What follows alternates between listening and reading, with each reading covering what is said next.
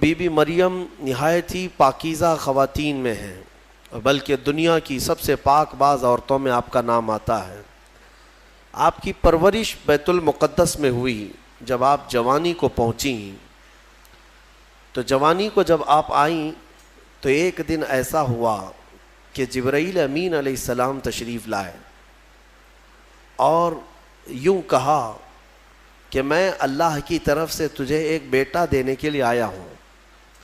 حضرت be be مریم نے پکار کر کہا مجھے بیٹا کیسے ہو سکتا ہے؟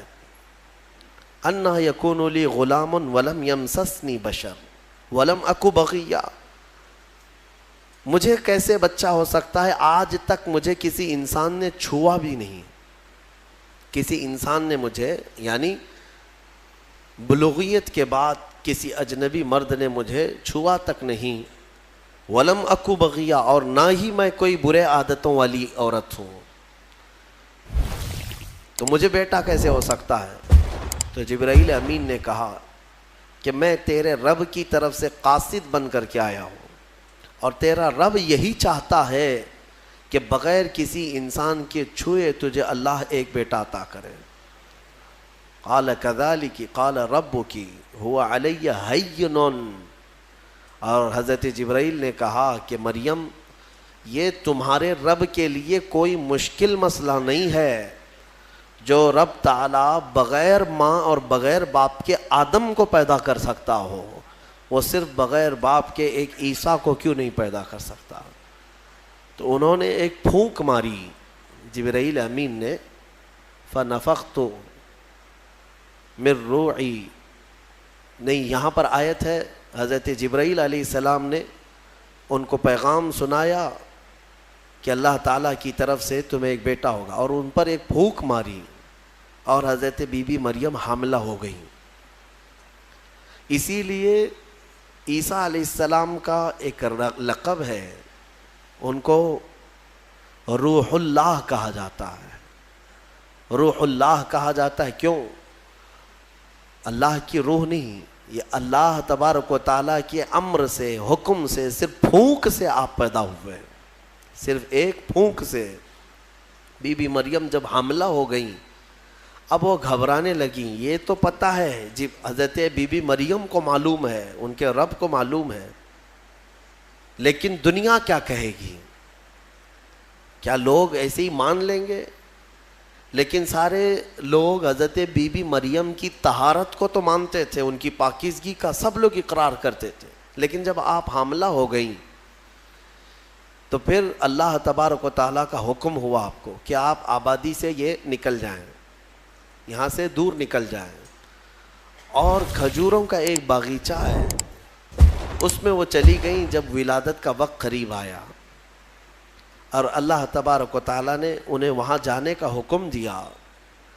اب وہاں جب وہ پہنچیں تو درد کی شدت تھی آپ کو بھی، اور حضرت بی بی مریم نے درد زہ میں جو الفاظ کہے وہ بھی قرآن میں آیا، فناداها من تحتها اللہ تحزنی قد جعل ربکی تحتکی سریا، وہ پکارنے لگیں اور یہ کہتی تھی یا لیتنی مت قبل ھذا وکنت نسیا منسیا، اے کاش میں اس سے پہلے مر گئی ہوتی۔ یہ درد جو ہوتا ہے نا بچے کی ولادت سے پہلے، یہ بہت شدید ہوتا ہے، اور عورتوں کو اسی کا اجر بھی دیا جاتا ہے۔ اگر بچے کی ولادت کے دوران کسی عورت کا انتقال ہو گیا تو اسے شہید کا مقام دیا جاتا ہے، وہ شہادت ہے، اس کی شہادت کا مقام ہے۔ درد زہ کو، یہ جو ولادت کا درد ہوتا ہے عورتوں کو، بعض حکماء نے کہا ہے، کچھ حکیموں نے، کہ روح نکلنے کے وقت 40 ایسی بڑی ہڈیاں ہیں جس سے روح نکل جاتی ہے تو موت آ جاتی ہے۔ 40 ہڈیوں سے جب روح نکل جائے تو موت آتی ہے۔ بچے کی ولادت کے وقت عورت کی 39 ہڈیوں سے روح نکل چکی ہوتی ہے۔ اب اس سے اندازہ کریں کہ وہ موت کے منہ میں قریب جا کر واپس آتی ہے۔ ایک بچے کو جنم دینا دنیا میں، یہ اللہ تبارک و تعالیٰ ہی ان عورتوں کو صبر دیتا ہے، اور وہ درد اور وہ تکلیف کو برداشت کرنے کی اللہ تبارک و تعالیٰ ہی انہیں طاقت عطا کرتا ہے، ورنہ اس درد کو سہنا ہر ایک کا کام نہیں ہے۔ بہرحال حضرت بی بی مریم نے اس درد کی شدت میں جو پکارا وہ قرآن میں آیا ہے، قرآن میں آیا۔ اسی لیے تو حدیث پاک میں بھی ملتا ہے کہ سوال ہوا میرے آقا صلی اللہ تعالیٰ علیہ وسلم سے کہ میں یا رسول اللہ اپنی بوڑھی ماں کو اپنے کندھے پر بٹھا کر حج کرا چکا ہوں، خانہ کعبہ کے ساتھ طواف، اور گرم زمین جس میں ننگے پیر میرے تلووں میں آبلے پڑ گئے ہیں، تو کیا میں نے اپنی ماں کا حق ادا کر دیا؟ حضور پاک صلی اللہ تعالیٰ علیہ وسلم کا جواب سنیں۔ ان سے فرمایا کہ تم نے اپنے کندھے پر اپنی بوڑھی ماں کو بٹھا کر حج کرایا، طواف کعبہ کروایا، تم اس کے حق کی بات کرتے ہو۔ جب تم اپنی ماں کے پیٹ میں تھے ایک جھٹکا تم نے جو لگایا تھا اس کا بھی حق نہیں ادا ہوا، کیونکہ بچہ جب گھومتا ہے پیٹ کے اندر ماں کے، ہر گھومنے کے وقت، ہر چکر کے وقت اس کا ایک الگ درد ہوتا ہے۔ 9 مہینے وہ بچوں کو اٹھاتی ہے۔ میرے عزیزو، اگر تمہارے پیٹ میں کھانا زیادہ ہو جائے تو پیٹ بھاری پڑ جاتا ہے اور آپ چل پھر نہیں پاتے، جلدی سے آپ سکون کی جگہ ڈھونڈتے ہیں کہ میں پیٹ خالی کر لوں یا ہلکا کر لوں۔ اور اس عورت کو، ماں کو، اللہ نے 9 مہینے تک تمہارا بوجھ دیا اور وہ اٹھائے گھومتی رہتی، پھرتی رہتی ہے۔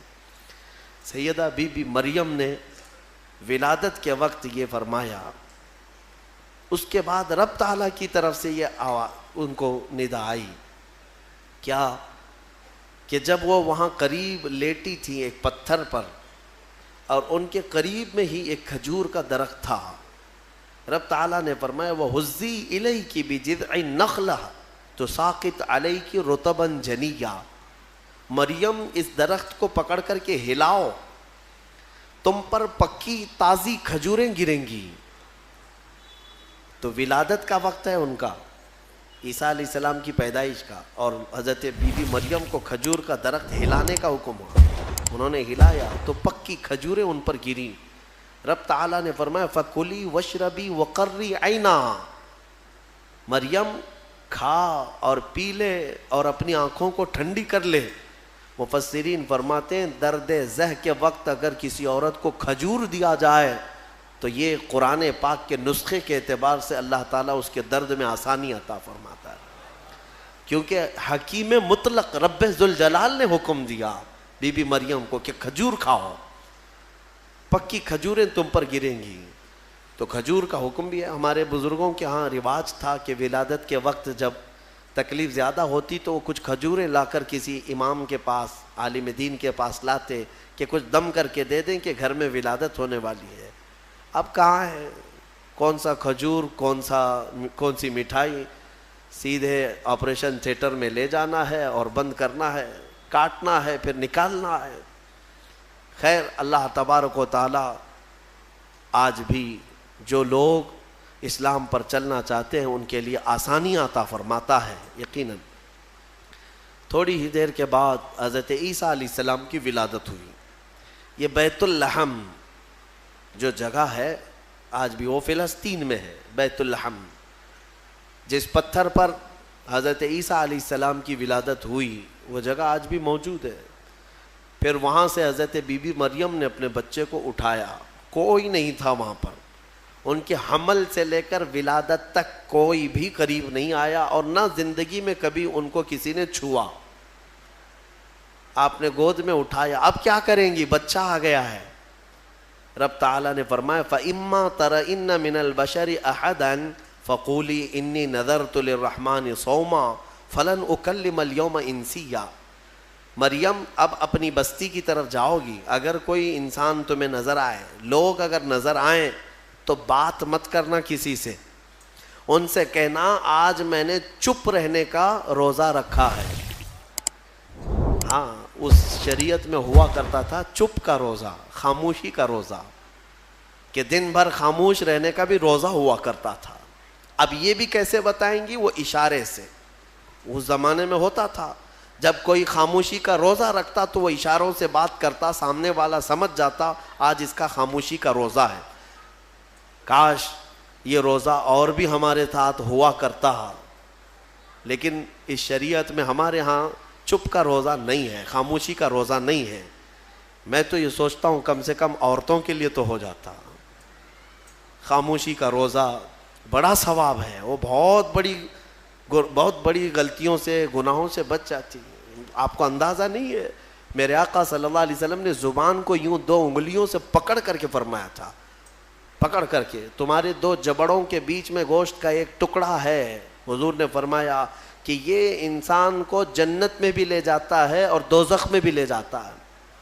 ہاں، اور پھر ایک حدیث پاک ہے، حضور فرماتے ہیں 2 جبڑوں کے بیچ میں ایک گوشت کا ٹکڑا زبان، 2 رانوں کے بیچ میں ایک گوشت کا ٹکڑا شرمگاہ، جس نے ان 2 چیزوں کی حفاظت کی ذمہ داری لے لی، میرے آقا فرماتے ہیں میں اسے جنت میں لے جانے کی ضمانت دیتا ہوں، جنت میں لے جانے کی ضمانت دیتا ہوں۔ یہ 2 چیزوں کی اگر کوئی حفاظت کر لیا۔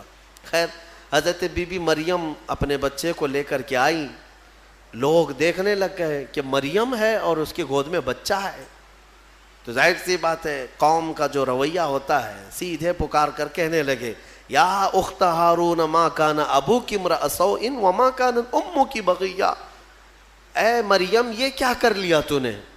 اخت ہارون جو ہے اس وقت سب سے پاک عورت کو کہا جاتا تھا، اخت ہارون لقب کے طور پر حضرت بی بی مریم کو انہوں نے پکارا، نہ تمہارے باپ برے تھے نہ تمہاری ماں بری تھی، یہ تو نے کیسے کر لیا؟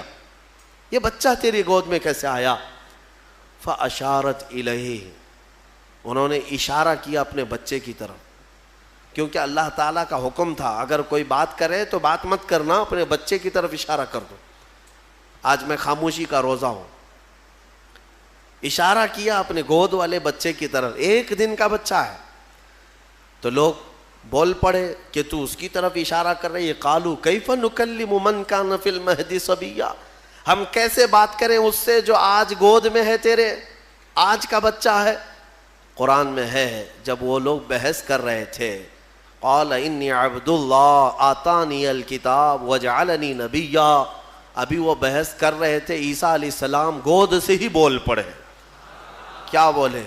بولنے لگے اے لوگوں میں اللہ کا بندہ ہوں، انی عبداللہ، اللہ نے مجھے کتاب عطا کیا ہے، وجعلنی نبیا، اور نبی بنا کر بھیجا ہے، وجعلنی مبارکن اینما کنت، اور جہاں میں رہوں گا برکت کا ذریعہ بنوں گا، اور اللہ تعالیٰ نے مجھے نماز کا اور زکوٰۃ کا حکم دیا ہے، اور میری والدہ کے ساتھ اچھائی کا سلوک کرنے، حسن سلوک کرنے کا حکم دیا ہے۔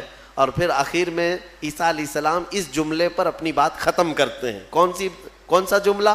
والسلام علی یوم ولدت و یوم اموت و یوم ابعث حیا، سلامتی ہو اس دن پر جس دن میں پیدا ہوا اور جس دن میرا انتقال ہوگا اور جس دن مجھے اٹھایا جائے گا۔ اتنا بات کیا حضرت عیسیٰ علیہ السلام اور پھر خاموش ہو گئے۔ یہ معجزہ نہیں تو اور کیا ہے؟ گود کا آج کا بچہ اتنا وسیع انداز میں بول پڑا، تبھی جا کر کے قوم کی زبان چپ ہو گئی کہ یہ جو آیا ہے مریم کی گود میں یہ کوئی معمولی چیز نہیں ہے۔ ظاہر سی بات ہے جب رب تبارک و تعالیٰ کسی چیز کو بھیجتا ہے تو نشانیوں کے ساتھ بھیجتا ہے۔ اب جتنے تھے وہ مان تو گئے کہ بی بی مریم کو کسی نے چھوا نہیں، یہ سچی ہے، اور جب گود کا بچہ بول رہا ہے تو یہ اور سچی بات ہے کہ محیر العقول چیز ہے، آج تک ہم نے کبھی دیکھا نہیں۔ عیسیٰ علیہ السلام بولے، پھر اس کے بعد عیسیٰ علیہ السلام کو حضرت بی بی مریم اپنے گھر تو لے گئیں۔ یہاں پر رک کر کے میں ایک بات عرض کرنا چاہوں گا، حضرت عیسیٰ علیہ الصلوۃ والتسلیم نے جو جملہ کہا وہ یہ ہے کہ جس دن میں پیدا ہوا اس دن سلامتی ہو، یعنی نبی جس دن پیدا ہوتے ہیں وہ سلامتی والا دن ہوتا ہے۔ عیسیٰ علیہ السلام کی پیدائش کا دن سلامتی والا ہے تو 12 ربیع الاول کیوں نہیں سلامتی والا ہے؟ ہاں، اور نبی خود اپنی ولادت کے دن سلام بھیج رہے ہیں، اور ہم سید الانبیاء کی ولادت پر امتی سلام بھیجیں تو کیا حرج ہے؟ یہ قرآن کا حکم ہے۔ نبی خود اپنی ولادت کے دن سلام بھیج رہے ہیں اور امتی اپنے نبی کے پیدائش کے دن پر سلام بھیجے تو یقیناً یہ باعث برکت ہے اور قرآن کے مطابق ہے۔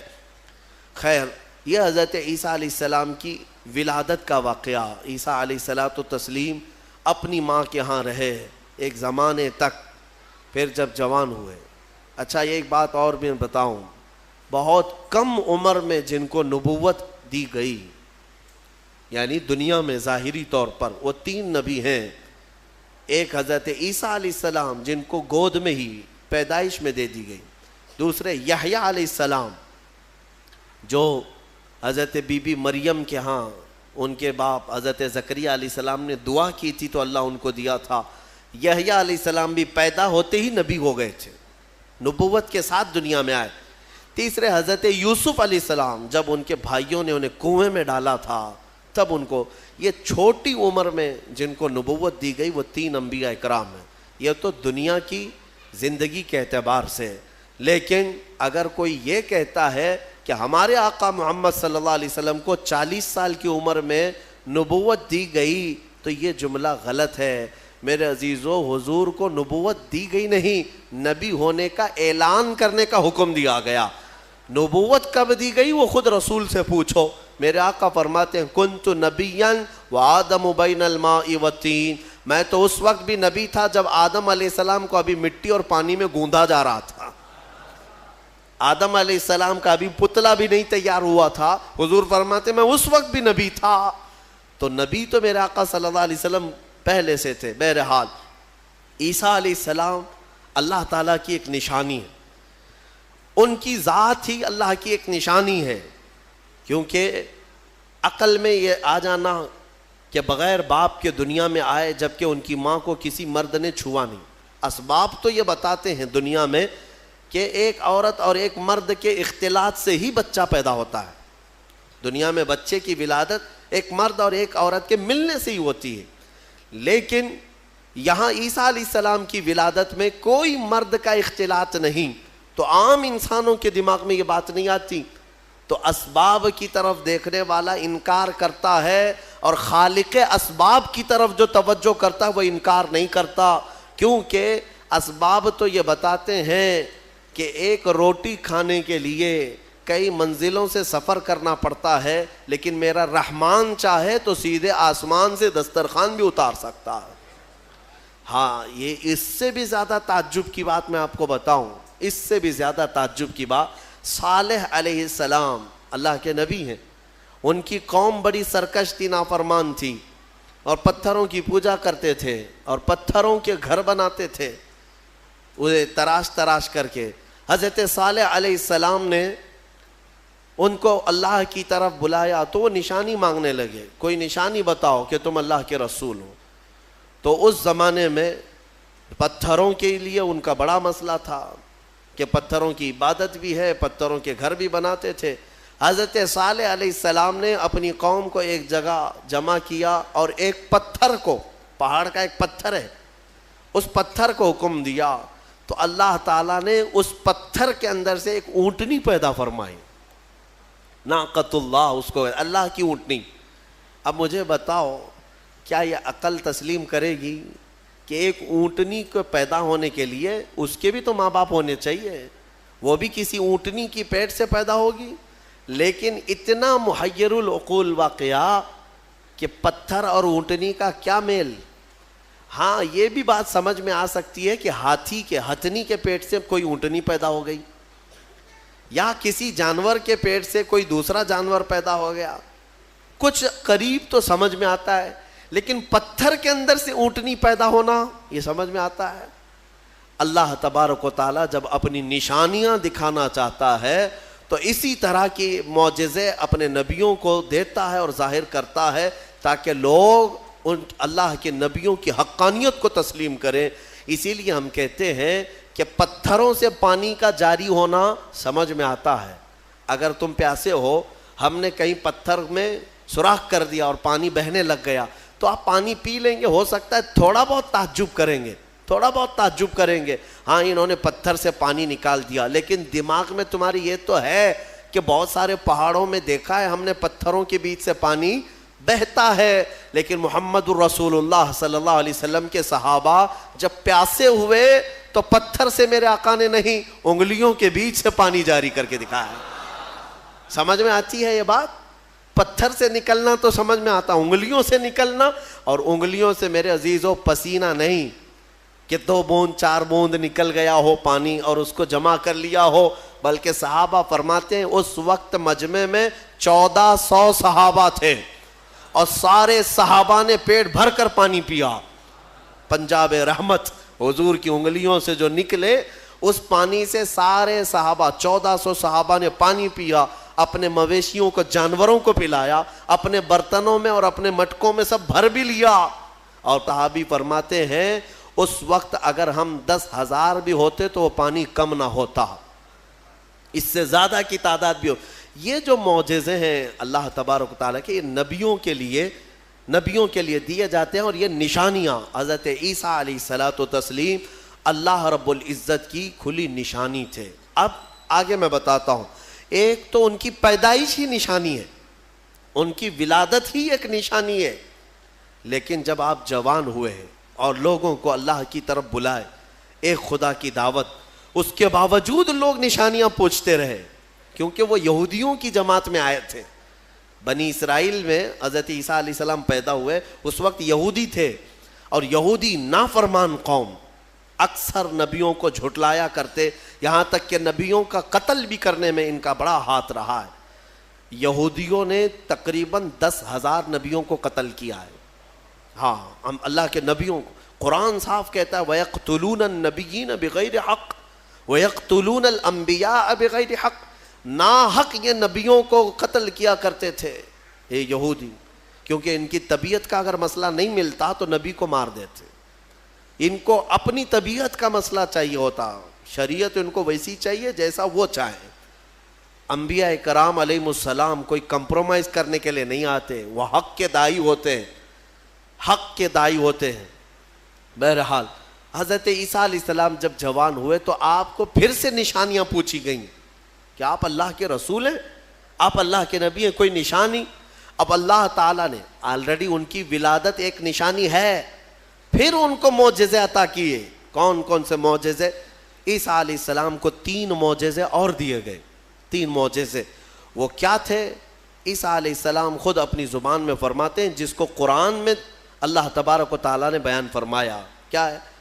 احیی الموتى باذن اللہ، ابرئ الاکمہ والابرص واحیی الموتى باذن اللہ، اور ایک ہے وانبئکم بما تاکلون وما تدخرون فی بیوتکم۔ 3 معجزے، توجہ چاہتا ہوں، عیسیٰ علیہ السلام کو 3 معجزے دیے گئے۔ پہلا معجزہ، کوڑ کی بیماری والے، سفید داغ والے کوئی بھی بیمار آئیں، عیسیٰ علیہ السلام اپنا ہاتھ رکھتے تو صحیح ہو جاتا۔ ابرئ الاکمہ والابرص، کوڑ والا، سفید داغ والا، یہ بیمار اگر حضرت عیسیٰ علیہ السلام کے پاس آتا تو آپ اس کو ہاتھ پھیر دیتے تو اس کی بیماری ختم ہو جاتی۔ دوسرا معجزہ، وَأُحْيِي الْمَوْتَى بِإِذْنِ اللَّهِ، کہتے ہیں کہ میں مردوں کو اللہ کے حکم سے زندہ کر دیتا ہوں۔ عیسیٰ علیہ السلام فرما رہے ہیں، عیسیٰ علیہ السلام کا معجزہ یہ تھا کہ اگر وہ کسی قبر کو ٹھوکر مارتے تو قبر سے مردہ زندہ کھڑا ہو جاتا، مرنے کے بعد دوبارہ زندہ کرتے عیسیٰ علیہ السلام۔ کبھی کبھار مٹی کے پرندے بناتے، ان میں پھونک مارتے تو وہ اڑنے لگتے تھے۔ ہاں، مٹی کے پرندوں کو پھونک مارتے تو وہ اڑنے لگتے زندہ ہو کر۔ 2 معجزے ہو گئے۔ تیسرا معجزہ اہم ہے، عیسیٰ علیہ السلام فرماتے ہیں وَأُنَبِّئُكُمْ بِمَا تَأْكُلُونَ وَمَا تَدَّخِرُونَ فِي بُيُوتِكُمْ، تم اپنے گھروں میں بیٹھ کر جو کچھ بھی کھاتے ہو اور جمع کرتے ہو، عیسیٰ علیہ السلام فرماتے میں یہیں بیٹھ کر کے سب بتا دیتا ہوں، ساری چیزوں کی میں خبر دیتا ہوں۔ عیسیٰ علیہ السلام کا معجزہ یہ تھا کہ تم اپنے گھروں میں جو کھاتے ہو، جمع کرتے ہو، سب کی خبر عیسیٰ علیہ السلام کو ہے۔ یہ ظالم نادان جو میرے نبی کے علم غیب کا انکار کرتے، قرآن پڑھا بھی ہے کہ نہیں پڑھا؟ عیسیٰ علیہ السلام جو بنی اسرائیل کے نبی ہیں، جو بعد میں حضور کی امت میں آئیں گے آسمانوں سے، اور آئیں گے حضور کی امت، حضور پاک صلی اللہ تعالیٰ علیہ وسلم کی امت میں رہیں گے۔ اب اندازہ کرو انہیں اللہ تعالیٰ نے اتنا علم غیب دیا تو کیا میرے رسول کو غیب کا علم نہیں ہوگا؟ ہمارا تو عقیدہ یہی ہے, ہمارا موقف یہی ہے. میرے آقا مدینے میں ہو کر ہماری مسجد کا بھی ملاحظہ فرما رہے ہیں.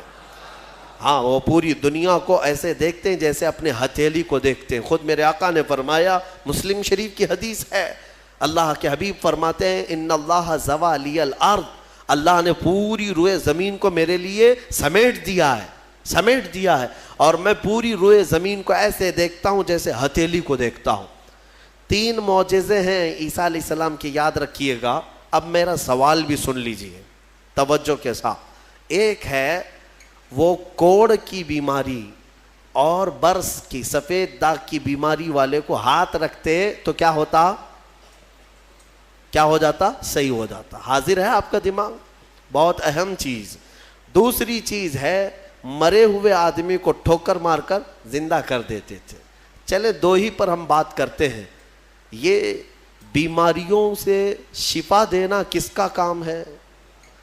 عقیدہ تو یہی ہے نا, اللہ کا کام ہے. پھر سوال تو یہاں ان لوگوں کے لیے بھی بن پڑتا ہے جب ہم اپنے مصطفیٰ کے لیے کہتے ہیں یا رسول اللہ شافی و نافی ہو تم, وافی و کافی ہو تم, درد کو کر دو دوا, تم پہ کروڑوں درود. ارے یہ بریلوی شرک کر رہا ہے.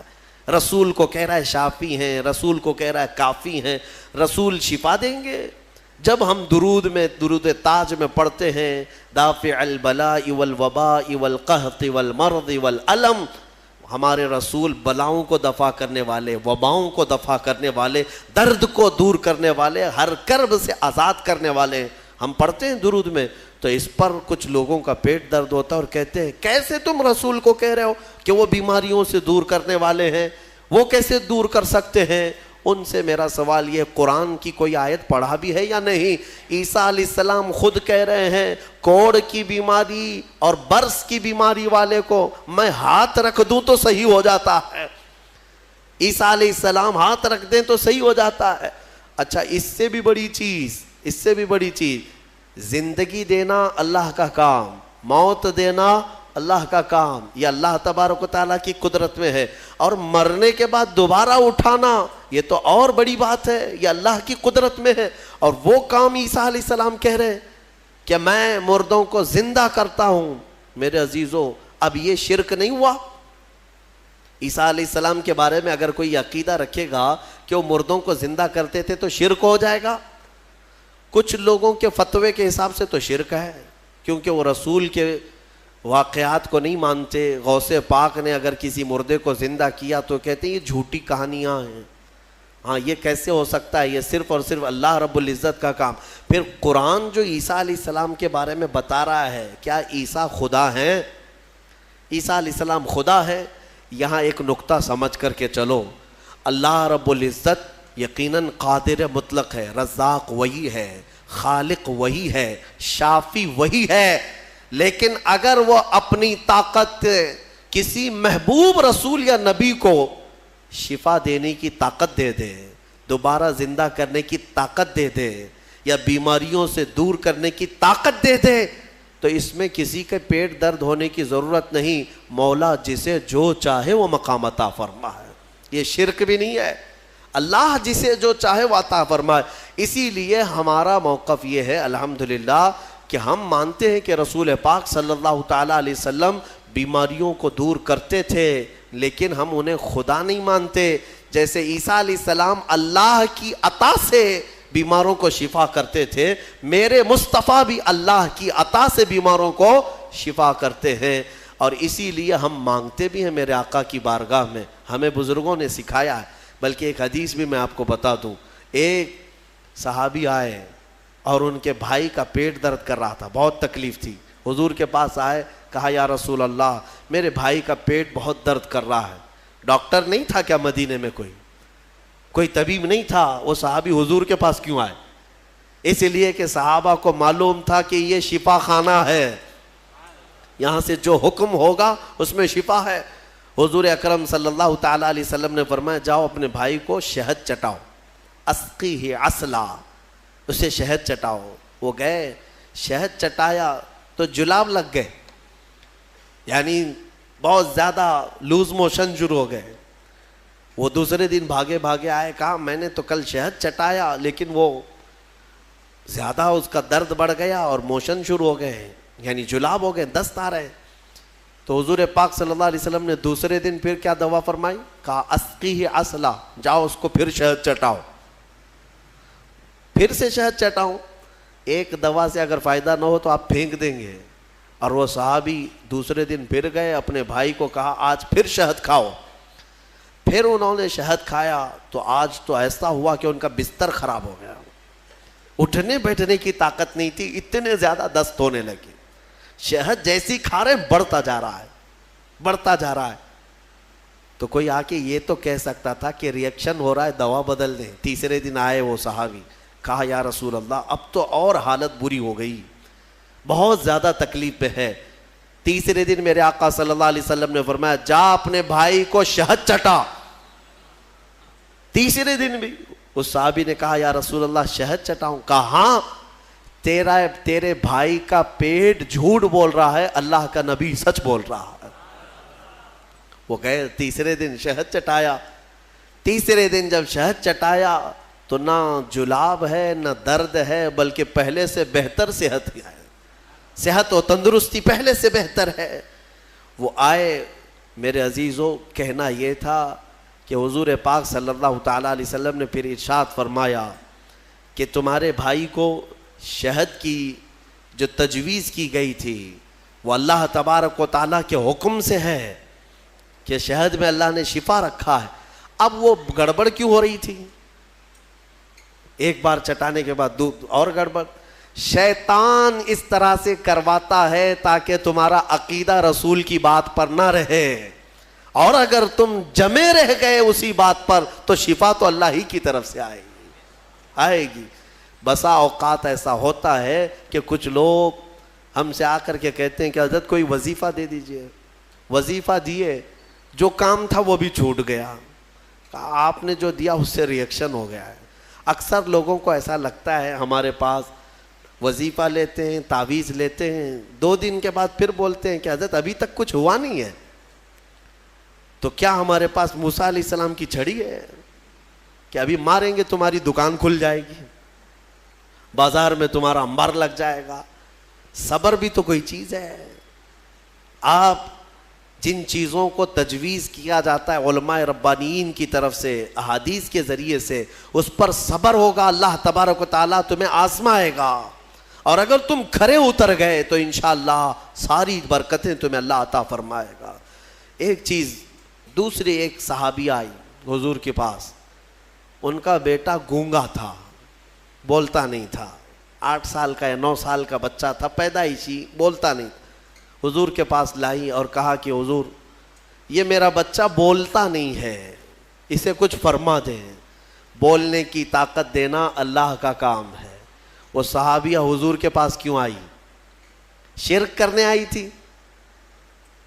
نعوذ باللہ من ذالک. صحابہ کا عقیدہ یہی تھا, بخدا خدا کا یہی ہے در, جو بریلی کے امام نے ہمیں سکھایا ہے. بخدا خدا کا یہی ہے در, نہیں اور کوئی مفر مقر, جو وہاں سے ہو یہیں آ کے ہو, جو یہاں نہیں تو وہاں نہیں. ہاں, وہ آئی اور حضور کے پاس لے آئی.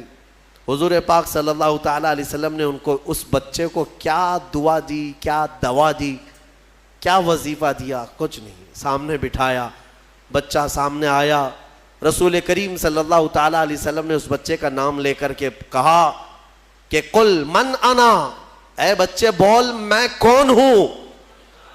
سوال حضور نے فرمایا, وہ گونگا پیدائشی بول پڑا, اشہد انک محمدن رسول اللہ, میں گواہی دیتا ہوں کہ آپ محمد اللہ کے رسول ہیں. مجھے بتاؤ, اسی لیے ہمارے امام اعلیٰ حضرت فاضل بریلوی رضی اللہ تعالیٰ عنہ نے فرمایا ہے, آنکھ عطا کیجئے اس میں ضیا دیجئے, جلوہ قریب آ گیا تم پہ کروڑوں درود. ہم مانگتے حضور کی بارگاہ میں ہیں تو یہ صحابہ کا ہی عقیدہ ہے. میرے عزیزوں, میں نے عیسیٰ علیہ الصلوۃ والتسلیم کے ان واقعات سے یہ ثابت کرنے کی کوشش کی ہے کہ الحمدللہ اہل سنت و جماعت کا جو موقف ہے وہ قرآن و حدیث کے مطابق ہے. کوئی گمراہ نہ ہو اور نہ ہی گمراہیوں میں آئے, الحمدللہ. اب میں یہاں پر بات ختم کرتا ہوں تفسیر کو. عیسیٰ علیہ السلام کے ان معجزوں کو دیکھ کر بہت سے ایمان بھی لائے, بہت سے ایمان بھی لائے, اور آپ کی ایک جماعت بڑھتی گئی. آپ کے 4 شاگرد مشہور ہوئے. ویسے آپ کے جو حواریین ہیں, جو اصحاب ہیں, جو آپ کے صحابہ تھے, ان کو حواریین کہا جاتا ہے. وہ 12 لوگ تھے. ان 12 میں 4 مشہور ہیں جن کے ناموں سے انجیل ہے آج بھی. متی, لوقا, یوحنا, مرقس, یہ عربی نام ہے. ان کو انگلش میں الگ الگ کہا جاتا ہے, جان, میتھیو. یہ جو بائبل میتھیو, بائبل جان, یہ سب جو ہیں انہی 4 شاگردوں کے نام ہیں. عیسیٰ علیہ السلام کے بڑے فرمانبردار, بڑے وفادار تھے, اور انہی صحابہ سے ان کا دین پھیلا. مذہب عیسائیت, یا جس کو آپ یہ سمجھ لیں عیسیٰ علیہ السلام کا جو دین تھا وہ دین اسلام کے عقائد سے مختلف نہیں تھا. اس دین میں بھی اللہ کو ایک مانا جاتا, اور عیسیٰ علیہ السلام کو اللہ کا بندہ اور ان کا رسول, اللہ کا رسول. یہ دین اسی طرح چلتا رہا اور اسی کی تبلیغ بھی ہوتی رہی. لیکن یہودیوں کو یہ بات نہ بھائی. یہودی اس وقت سے عیسیٰ علیہ السلام پر الزام لگاتے تھے, ان کی ماں کو گالیاں دیتے تھے, بی بی مریم پر تہمت رکھتے تھے, ناپاکی کی تہمت لگاتے تھے یہ یہودی. عیسیٰ علیہ السلام کا ایک وقت ایسا بھی آیا کہ یہودیوں کے نرغے میں, کیونکہ یہودی بڑے ہی فتین اور پلان کرنے والے, منصوبہ کرنے والے لوگ, عیسیٰ علیہ السلام کے قتل کا منصوبہ بنا لیا. اور اس قتل کے منصوبے سے وہ آخری دن تھا عیسیٰ علیہ السلام کا, جس گھر میں عیسیٰ علیہ السلام ایک باغیچے میں اپنے شاگردوں کے ساتھ رہے, ان کو تعلیمات دی اور سب کو رخصت کیا اور کہا آج کے بعد میں تم سے ملاقات نہیں کروں گا, تم دین حق پر قائم رہنا. شاگرد سب چلے گئے, عیسیٰ علیہ السلام تنہا گھر میں تھے. یہودیوں کی ایک جماعت آئی قتل کے منصوبے سے, اور سب کے سب ہتھیار سے لیس ہو کر حضرت عیسیٰ علیہ السلام کے گھر کا گھیراؤ کر لیے, اور گھیراؤ کر کے رات کے وقت آپ کو قتل کا منصوبہ تھا. لیکن یہودیوں نے اپنے ایک آدمی کو اندر بھیجا کہ جاؤ دیکھ کر کے آؤ عیسیٰ کیا کر رہے ہیں, کس حالت میں ہے. ایک شخص اندر آیا عیسیٰ علیہ السلام کو دیکھنے کے لیے, یہودیوں کا ایک شخص اندر آیا, اور جیسے ہی وہ اندر آیا قرآن میں مولا فرماتا ہے وَلَكِنْ شُبِّهَ لَهُمْ, یعنی جس کا مفہوم یہ ہے کہ اللہ نے عیسیٰ علیہ السلام کی شکل اس آدمی کو دے دی, اور عیسیٰ علیہ السلام کو آسمانوں پر اٹھا لیا, آسمانوں پر اٹھا لیا. بر رفعہ اللہ الیہ, قرآن میں اللہ فرماتا ہے اللہ نے ان کو اپنی طرف اٹھا لیا. عیسیٰ علیہ السلام آج بھی زندہ ہیں, آسمانوں پر باقی ہیں. اب وہ شخص اندر آیا, بہت دیر تک وہ باہر نہیں آ رہا تھا, تو یہودی باہر جو کھڑے تھے وہ پریشان تھے کہ ہمارا جو آدمی گیا ہے وہ آیا نہیں ابھی تک. اس کے بعد سبوں نے کہا چلو کہاں اس کو دیکھیں گے, حملہ کرتے ہیں. سب کے سب گھس گئے, اور اندر جو شخص تھا وہ عیسیٰ علیہ السلام کی شکل کا دکھ رہا تھا, اسی کو پکڑ کر لائے, اس کو خوب مارا, اور پھر لا کر کے باہر سولی پر چڑھا دیا, سولی پر چڑھا دیا, صلیب پر, اور پھانسی دے دی. پھانسی دینے کے بعد پھر ان کو یاد آیا ہمارا آدمی کہاں گیا جو ڈھونڈنے کے لیے گیا تھا. تو وہ کچھ لوگ تھے جو جانتے تھے, پاؤں جو نیچے سے تھے وہ نہیں بدلے تھے, اللہ نے اس کی اصلی شکل پر ہی رکھا تھا. تو کچھ لوگوں نے پاؤں دیکھ کر کے کہا یہ تو ہمارا آدمی ہے, اس کے پاؤں تو ہمارے آدمی کی طرح ہے. لوگوں نے کہا اگر یہ ہمارا آدمی ہے تو پھر عیسیٰ کہاں گئے, عیسیٰ اس گھر سے کہاں گئے, ان کو ہم نے اندر جاتے دیکھا ہے, اندر ہم نے گھیرا کیا ہے, وہ کہاں گئے. اسی شک میں رہ گئے یہ عیسیٰ ہے کہ ہمارا آدمی ہے. کچھ کہتے ہمارا آدمی ہے, کچھ کہتے نہیں عیسیٰ ہے. اسی چکر میں رہ گئے یہ لوگ, ان کو پتہ ہی نہیں تھا کہ عیسیٰ علیہ السلام کہاں گئے. ظاہر سی بات ہے عیسیٰ علیہ السلام جب آسمانوں پر اٹھا لیے گئے, اب اگر یہ خبر کوئی دے گا تو کوئی اللہ کا نبی ہی دے گا نا, کوئی نبی ہی دے گا, غیب کی خبر کون دے گا. اور اتفاق کی بات عیسیٰ علیہ السلام کے آسمانوں پر اٹھائے جانے کے بعد سے لے کر 550 سال تک کوئی نبی نہیں آیا. اس کے بعد اگر کوئی نبی آیا تو ہمارے آقا محمد صلی اللہ علیہ وسلم آئے, صرف حضور آئے 570 سال کے بعد. میں آپ کو بتاتا ہوں ان یہودیوں کے چکر کو اور عیسائیوں کے چکر کو بھی. عیسائی بیچارے ان کو خود کو بھی نہیں معلوم تھا کہ ہمارے نبی کہاں ہیں. بعض کا عقیدہ یہ بن گیا کہ ہمارے نبی کو سولی پر چڑھا دیا گیا, اسی لیے آج بھی وہ لوگ سلیب ڈال کر کے گھومتے رہتے. ایک جماعت اس میں یہ بن گئی, ایک جماعت یہ کہنے لگی ہمارے نبی کو یہودیوں نے سلیب پر چڑھا دیا, پھانسی پر چڑھا دیا, اور اس پر پھر عقیدے گڑنے لگ گئے. عقیدے کیا کیا گڑ لیا کہ ہمارے نبی نے جو پھانسی پر چڑھ کر کے قربانی دی ہے, بلیدان دیا ہے, وہ ہم سب کے گناہ معاف کرانے کے لیے قربانی دی ہے. تو اب یہ جتنے چاہے گناہ کرتے رہے, خوب شراب پئیں, خوب ناچیں, کیونکہ وہ سولی پر چڑھ کر کے سب معاف کرا دیے. یہ ایک جماعت نے اس میں عقیدہ گڑھ لیا اور عیسائیوں کی ایک جماعت اسی پر چلتی رہی. ایک جماعت پھر بھی حق پر رہی, جو عیسیٰ علیہ السلام کے چاروں شاگرد تھے. انہوں نے کہا نہ ہمارے نبی کو سولی پر چڑھایا گیا ہے, نہ ہمارے نبی نے ہمارے لیے قربانیاں دی ہیں, یعنی کہ وہ پھانسی پر چڑھ کر کے سب کے گناہ معاف کرائے, بلکہ ان کا عقیدہ تھا کہ اللہ رب العزت نے عیسیٰ علیہ السلام کو اپنے جلوں میں رکھا ہے. وہ کہاں ہے وہ اللہ بہتر جانے اور عیسیٰ جانے.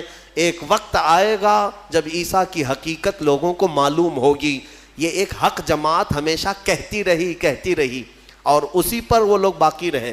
پھر اس میں فرقے بھی ہوئے, عیسائیوں میں بہت سارے فرقے ہوئے, 70 سے زیادہ فرقے ہوئے, الگ الگ عقیدے. اور یہ فرقے بھی کس نے بنائے؟ یہودیوں نے بنائے. ان کے اندر گھس کر کے الگ الگ ان کے دماغ چینج کیے. پھر ٹرائنیٹی کا عقیدہ آ گیا کچھ عیسائیوں میں کہ عیسیٰ خدا کے بیٹے ہیں, مریم خدا کی بیوی ہے. کچھ لوگوں کا عقیدہ یہ بنا. پھر کچھ لوگوں کا عقیدہ بنا کہ 3 خدا ہیں, ایک خدا اللہ, ایک خدا جبرائیل, ایک خدا عیسیٰ. آج بھی کچھ لوگ ہیں اس میں, پروٹسٹ ہیں, کیتھولک ہیں اور آرتھوڈاکس ہیں. یہ سب جو فرقے بنے سب میں تھوڑا تھوڑا سا فرق ہے عیسیٰ علیہ السلام کو ماننے کے لیے. بعض کہتے ہیں گاڈ ہے, فادر ہے, اور پھر یہ سن ہے اور میری ہے, یہ 3 خدا ہے. ٹرائنیٹی کے عقیدے بنے. اب میں آپ کو بتاتا ہوں, یہ میرے آقا صلی اللہ تعالیٰ علیہ وسلم کا احسان ہے پورے یہودیوں پر بھی اور عیسائیوں پر بھی, کیونکہ یہ جھگڑا کرتے رہے 500 سال تک. اتنا قتل کیا ہے عیسائیوں نے یہودیوں کا اور یہودیوں نے عیسائیوں کا. 500 سال اتنے قتل ہو گئے جس کا شمار نہیں کر سکتے. پورا فلسطین خون میں نہا جاتا تھا جنگوں میں. یہ دونوں جماعتیں لڑتی تھیں. وہ الزام لگاتے ان کی ماں پر اور یہ یہودیوں پر الزام لگاتے. اور قرآن بھی کہتا ہے وقالت الیہود لیست النصارى علی شیء وقالت النصارى لیست الیہود علی شیء. دونوں کہتے تھے. عیسائی کہتے تھے یہودی کوئی چیز ہی نہیں ہے, اور یہودی کہتے عیسائی کوئی چیز ہی نہیں ہے. دونوں لڑتے تھے. 570 سال کے بعد میرے آقا صلی اللہ علیہ وسلم جب جلوہ بار ہوئے اور پھر میرے آقا پر قرآن کی آیتیں اتری اور سورہ مریم اتری, تب میرے آقا نے علل اعلان فرمایا کہ اے لوگوں مریم پر تہمت نہ رکھو, وہ اللہ کی سب سے پاک باز بندی ہیں. عیسائیوں کو احسان ماننا چاہیے میرے آقا کا کہ حضرت بی بی مریم کی طہارت پوری دنیا میں اگر عیسیٰ علیہ السلام کے بعد کسی نے بیان کی ہے تو میرے مصطفیٰ نے بیان کیا ہے. ہاں, اور دوسری بات, حضرت عیسیٰ علیہ السلام کہاں گئے, کہاں ہے, عیسائیوں کو بھی نہیں معلوم, یہودیوں کو بھی نہیں معلوم. میرے آقا صلی اللہ علیہ وسلم نے قرآن کی وحی اترنے کے بعد لوگوں کو بتایا کہ یہ سب آپس میں اختلاف کرتے ہیں. حقیقت یہ ہے کہ عیسیٰ علیہ السلام کو نہ پھانسی دی گئی, نہ سولی پر چڑھایا گیا, بلکہ عیسیٰ علیہ السلام کو اللہ نے آسمانوں پر اٹھایا ہے, اور قیامت کے قریب عیسیٰ علیہ السلام پھر دنیا میں نازل ہوں گے. یہ عقیدہ میرے آقا نے دیا. ان عیسائیوں کو تمیز نہیں ہے, انہیں پتہ نہیں ہے اسلام کی دشمنی میں مرے جاتے ہیں, ہاں, اور جال بنتے ہیں. انہیں معلوم ہونا چاہیے کہ اسلام کے آنے کے بعد یہ احسان ہے میرے آقا صلی اللہ علیہ وسلم کا کہ بی بی مریم کی بھی طہارت بیان کی اور عیسیٰ علیہ السلام کی حقیقت بھی بیان کی ہے. اللہ تبارک و تعالیٰ ان گمراہ عقیدوں سے ہماری حفاظت فرمائے. ہمیں سورہ فاتحہ میں مولا نے جو سنایا ہے, سکھایا ہے, وہ یہی ہے اہدنا الصراط المستقیم.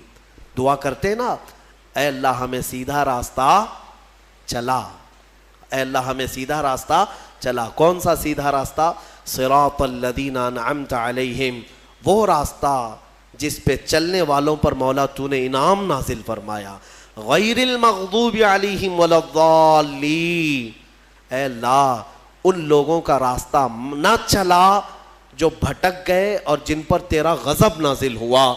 اب تفسیر پڑھیں گے تو آپ کو پتہ چلے گا کہ یہ دونوں کون ہیں جن پر اللہ کا غضب ہوا اور جو بھٹک گئے. جن پر غضب ہوا وہ یہودی ہیں اور جو بھٹک گئے وہ عیسائی ہیں. مولا تعالیٰ ان دونوں جماعتوں سے ہماری حفاظت فرمائے، ہمیں راہ حق عطا فرمائے، اور مولا کریم ہمیں ہمارے مصطفیٰ کریم صلی اللہ علیہ وسلم کے دامن میں قیامت میں ہمارا حشر فرمائے. وآخر دعوانا ان الحمد للہ رب العالمین.